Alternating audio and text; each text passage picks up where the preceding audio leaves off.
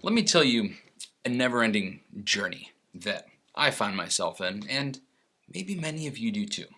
That's finding the best app to manage your email. And if you're like me, you remember the sweet days of Mailbox. Do you remember that app? How they blew our minds with Inbox Zero and really changed the email app game. And they made the rest in peace, got acquired by Dropbox, and have since been canned. And then came Spark and Airmail and Cloud Magic, which is now Newton.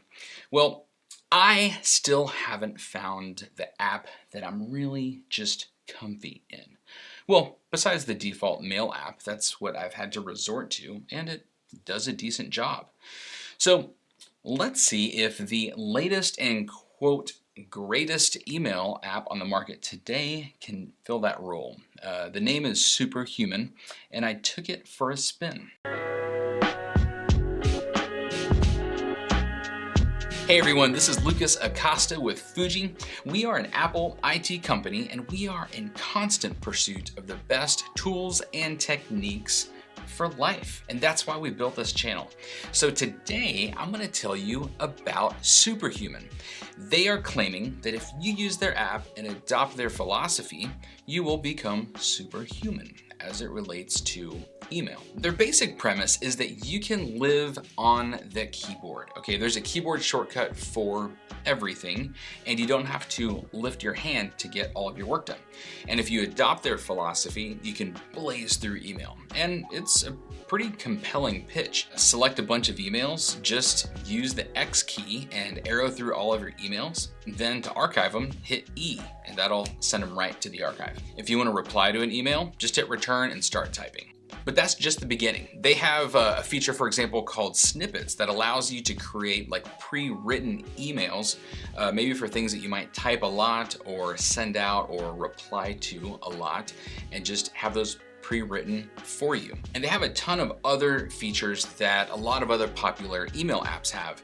For example, being able to snooze an email to a later date, or have the app remind you to follow up with an email if it hasn't been replied to in a couple of days, and also let you know when the recipient has opened the email. And one of my favorite features is you can have the app on your iPhone remind you to read the email when you get back to your Mac. So you can have that email disappear from your inbox on your iPhone, and it'll be waiting for you whenever you open up your Mac. Yeah, it's a clean design, it works fast, and I can totally see that with more time, you can get faster and better at managing your emails. So on paper, this app is awesome. It has literally every feature from every other email app that I've used before and some, with a cool philosophy of being keyboard shortcut powered and, pretty clean design. But the app still seems to fall short. And I'm gonna tell you why. I'm gonna start with the big ones, and then I'll move on to more of my nitpicky things. First off, it's $30 a month. $30 a month. Yep, it's $30 a month. I probably could have started with that one. Which, listen, if you want a good tool, you have to pay for it sometimes. And that's what I was willing to do. I'm not afraid of paying for a good tool, and a lot of times the best tools out there require some cash. So I wasn't scared of that, and I would be willing to pay for it, especially if it helps me get my work done faster, right? Or more effectively. But for most of the features, not all of them, okay, but most of the features that most people need, I think you can do that in Newton. And Newton is $50 a year, which comes out to about $4 a month. Now, yes, this has a lot more features, which I'll get into in a second. Secondly, all of these power features really aren't worth the money, in my opinion. I have, a to-do app, like Things, to remind me to do certain things. Now, I could see how if you're in a sales role or a role where you're doing a ton of outbound email and you want to be reminded to follow up from those or be notified when they open them, I get it. I've never really relied on those features because I don't need an app to tell me that they've opened it or not. I really don't think that impacts that sales opportunity all that much. But anyway, to back up, I just don't need all of those features. And if you do need all of those features, it might be worth spending that $30 a month. So give it a shot and let me know what you think. Okay, the last big one is that this app just feels like work. And if you were to look at the screenshots, I mean, it looks like a nice, minimally designed app.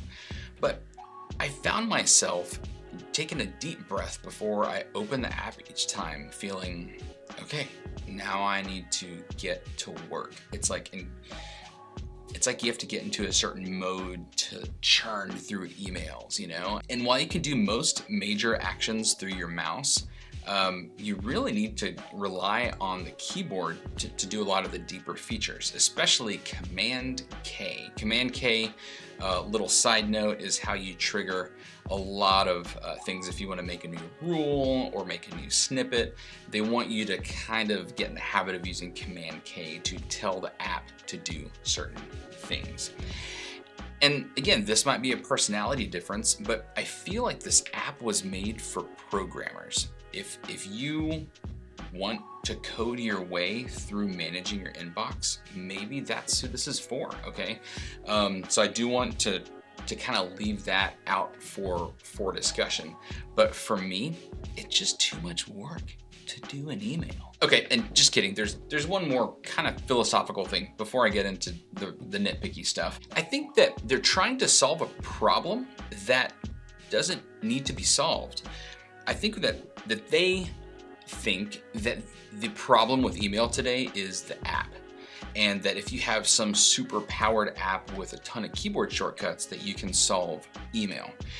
And that really isn't where I think the problem is. I think the problem is, first of all, overcommitting to too many things and having just way too many emails, like learning how to unsubscribe from newsletters. And I also think some well-placed email rules to sort your emails might help, or just trying to not use email as often and picking up the phone and solving problems faster than emailing back and forth so many times. Now listen, I'm not gonna get on a soapbox onto email philosophy here, but I guess the point I'm trying to make is I don't think your email app is the problem.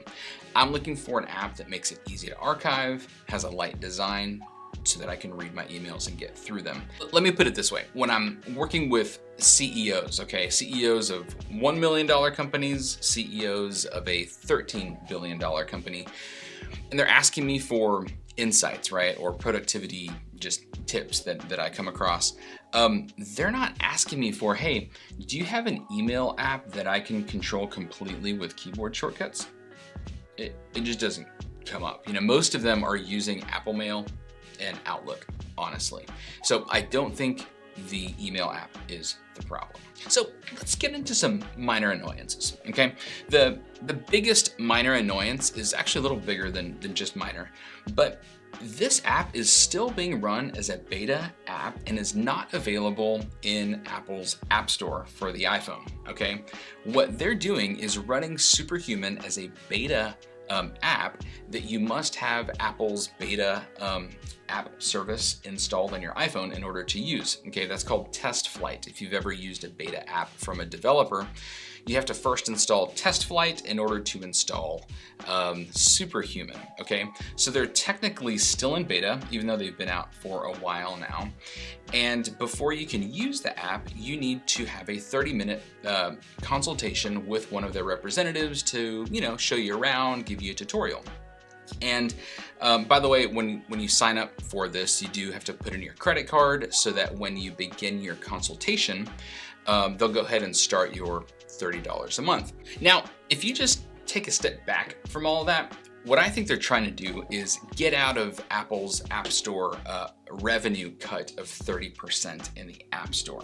Now, I don't blame them for that because Apple would be taking 30% of $30 a month. But I guess that's besides the point. On principle, they're skirting Apple's App Store rules so that they can pre-charge you for that service and charge you outside of the App Store system and not have to cough up the dough to Apple. And it just makes for an inelegant experience. And you know, another company that got slapped on the hand for doing something similar was Facebook. Facebook was basically skirting around the App Store guidelines by sending its customers enterprise apps and bypassing the App Store completely. So I'm curious to know how long it'll be before Superhuman gets slapped on the hand for doing the same. And the last nitpicky thing is more on the design front. Basically, Superhuman reformats all the emails that people send you into their sort of font and layout. And they do want to kind of have this like text messaging layout, which I get, it seems cool, but the design is just a little bit too illegible for me. And I don't even use like reading glasses. It's just a little hard to read. And I found when I went back to Apple Mail, I felt like I was just back at home, you know? I really hope that I'm not just getting old and set in my ways, because I really do love this stuff. I want to see what new tools are out there. But when I went back to Apple Mail, I just felt at home. It's simple. You know, sending an email works like sending an email. So I'd like to know what you think about Superhuman. If you think that these power features are something that you could, you know, take advantage of, or if you're just even a little bit curious, it's absolutely worth the $30 to sign up and give it a spin, especially if you're using this for work and maybe a sales role, if you are having to churn through a lot of emails. Another person that really might enjoy this is someone who is keyboard heavy and really wants to take advantage of as many keyboard shortcuts as they can. You might love it. So give it a shot. Let me know in the comments below either your favorite email app or why I'm wrong and why you love Superhuman. So thank you guys for watching. If you like this sort of stuff, please subscribe. We're coming out with these episodes all the time as we're in constant pursuit of just finding the best and most useful tools out there from our daily work. So we'll see you guys next time.